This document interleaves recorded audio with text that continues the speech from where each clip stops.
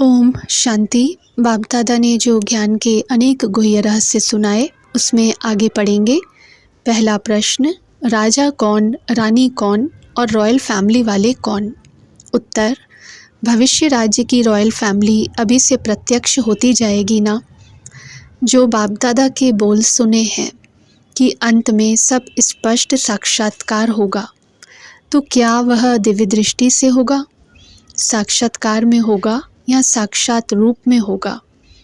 सबको दिव्य दृष्टि से साक्षात्कार होने का ड्रामा तो और होगा, लेकिन यह साक्षात रूप में साक्षात्कार होगा। अभी जल्दी ही हर एक आत्मा अपने रियलिटी अर्थात सत्यता द्वारा रॉयल्टी अर्थात राजापन का रूप प्रत्यक्ष रूप में दिखाएगी, जिसमें यह किसको भी क्वेश्चन नहीं होगा यह होगा या नहीं होगा। अभी तो आपस में अगर नंबर भी निकालो तो फिर भी क्वेश्चन उठते हैं, यह कैसे, यह ऐसे। लेकिन अभी जल्दी ही प्रत्यक्ष देखेंगे राजा कौन, रानी कौन व रॉयल फैमिली कौन। इसके भी पुरुषार्थ की गति बड़ी गहन है। समान होते हुए भी चाहे अभी प्लस में भी दिखाई देते हो, फिर भी पुरुषार्थ की गति गुह्य होने के कारण नंबर 1, 2 हो ही जाएगा। अभी हर एक के पुरुषार्थ की विशेषता दिखाई भी देती है, लेकिन जैसे कोई धूल के अंदर हीरा चमकता हो, कभी स्पष्ट दिखाई देगा, कभी छिपा हुआ नज़र आएगा। तो अभी के पुरुषार्थ में चमकते हुए हीरे नज़र ज़रूर आते हैं, लेकिन ऐसे दिखाई देते हैं और फिर अंत में, अंत अर्थात लास्ट घड़ी नहीं, संगम का अंत अर्थात कुछ समय पहले से ही प्रत्यक्षता ज़रूर होगी। प्रत्यक्षता का पाठ बजाते हुए अपना वर्तमान माला के मणके का नंबर और भविष्य राज्य का स्वरूप दोनों ही प्रत्यक्ष होंगे। लेकिन अभी थोड़ा सा रीस की धूल का पर्दा है। अभी रेस में चलते चलते कभी रेस के बजाय रीस में बदल जाता है। यही धूल का पर्दा चमकते हुए हीरों को छिपा देता है, और जब यह पर्दा हट जाएगा तो छिपे हुए हीरे अपने प्रत्यक्ष के संपन्न स्वरूप में आ जाएंगे। यह पर्दा समाप्त हो जाएगा। संपन्नता का साक्षात्कार होने से कोई में संकल्प ही नहीं उठेगा कि यह भी यह नंबर ले सकते हैं, अर्थात रीस का पर्दा खत्म हो जाएगा और संपन्न हीरे चमकते हुए स्टेज पर प्रत्यक्ष हो जाएंगे। जैसे साकार में मम्मा बाबा की तरफ कोई की रीस नहीं हो सकती ना, ऐसे नंबरवार इतने स्पष्ट होंगे जो कोई रीस कर ही नहीं सके।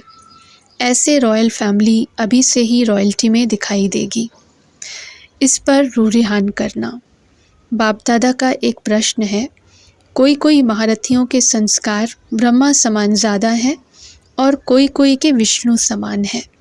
कोई की जन्मपत्री में आदि से अंत तक स्थापना के निमित्त बनने के संस्कार हैं और कोई कोई के पालना के संस्कार हैं।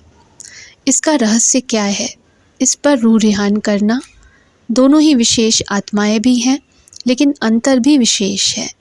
तो दोनों में नंबर 1 कौन हुए और इसका भविष्य के साथ क्या संबंध है? वर्तमान दोनों की विशेष प्राप्तियां क्या हैं और दोनों के पूजन में भी अंतर क्या है? इस पर रूरिहान करना। बड़ी टॉपिक है ना, इस टॉपिक से अपना पूज्य रूप भी समझ सकेंगे कि मेरा कौन सा रूप होगा, वह भावना आएगी। जैसे अभी आपको कोई आपके नाम से बुलाता है तो झट फील होता है ना कि मुझे बुला रहे हैं, ऐसे स्पष्ट भावना आएगी। दूसरा प्रश्न, जब ब्रह्मा ही विष्णु है तो शंकर कौन है? उत्तर, कहते हैं ना कि ब्रह्मा को संकल्प उठा कि सृष्टि रचे। ब्रह्मा को यह संकल्प क्यों उठा, इसका रहस्य समझते हो? ब्रह्मा के संकल्प से सृष्टि रची गई और ब्रह्मा के संकल्प से ही गेट खुलेगा। अब शंकर कौन हुआ, यह भी गुह्य रहस्य है। जब ब्रह्मा ही विष्णु है तो शंकर कौन, इस पर भी रूरिहान करना। तीसरा प्रश्न, अजपा जाप का अर्थ क्या है? उत्तर, अब तो वरदानी मूर्त ग्रुप जिन्हों के इन स्थूल हाथों में नहीं, लेकिन सदा स्मृति में समर्थ स्वरूप में विजय का झंडा हो, ऐसे विजय का झंडा लहराने वाला ग्रुप हो, जिसको कहा जाता है रूहानी सोशल वर्कर ग्रुप। ऐसा ग्रुप अब स्टेज पर चाहिए। स्टेज पर आने वाले के ऊपर सभी की नज़र ऑटोमेटिकली जाती है। अभी पर्दे के अंदर है, स्वयं के पुरुषार्थ का पर्दा है। अभी इसी पर्दे से निकल सेवा की स्टेज पर आओ तो विश्व की आत्माएं ऐसे हीरो पाठधारियों को देख नज़र से निहाल हो जाएंगी। ऐसे प्लान बनाओ। ऐसे ग्रुप के मुख से सत्यता की अथॉरिटी स्वतः ही बाप की प्रत्यक्षता करेगी। अभी तो बेबी बॉम्ब फेंक रहे हैं, अभी परमात्म बॉम्ब द्वारा धरनी को परिवर्तन करो। इसका सहज साधन है सदा मुख पर व संकल्प में बाप दादा की निरंतर माला के समान स्मृति हो। सबकी एक ही धुन हो बाप दादा। संकल्प कर्म और वाणी में यही अखंड धुन हो। जैसे वह अखंड धुनी लगाते हैं वैसे अखंड धुन हो। यही अजपा जाप हो। जब यह अजपा जाप हो जाएगा तो और सब बातें स्वतः ही समाप्त हो जाएंगी, क्योंकि इसमें ही बिजी रहेंगे। फुर्सत ही नहीं होगी तो व्यर्थ स्वतः ही समाप्त हो जाएगा। तो अब सुना कि इस वर्ष में क्या करना है। आज के संकल्प से समय को जानना। सुई तो ब्रह्मा ही है ना, तो सुई कहाँ तक पहुँची है, सूक्ष्म वतन से आगे भी बढ़ेगी ना। अगला प्रश्न, ऐसी कौन सी नई इन्वेंशन निकालनी है और रिसर्च ग्रुप तैयार करना है।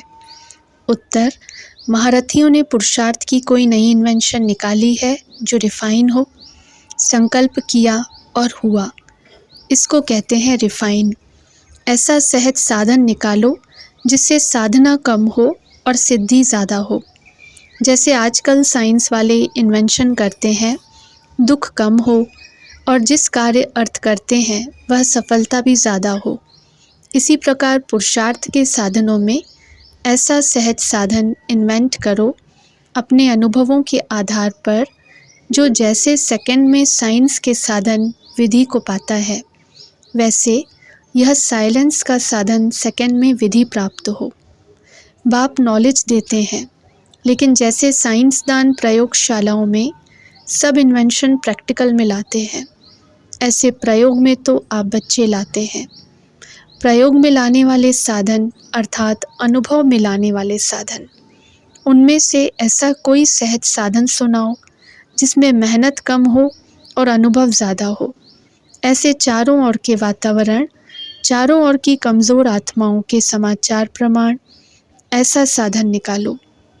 जैसी बीमारी होती है वैसी दवाई निकाली जाती है, तो चारों ओर के समाचार अनुसार ऐसा साधन निकालो और फिर प्रैक्टिकल करके दिखाएं। अब महारथियों को ऐसा नया साधन इन्वेंट करना चाहिए। ऐसा ग्रुप हो जिसको रिसर्च ग्रुप कहते हैं। अब समझा महारथियों को क्या करना है, फिर कारोबार भी हल्की हो जाएगी। अगला प्रश्न, पहले निमित्त कौन बनेंगे।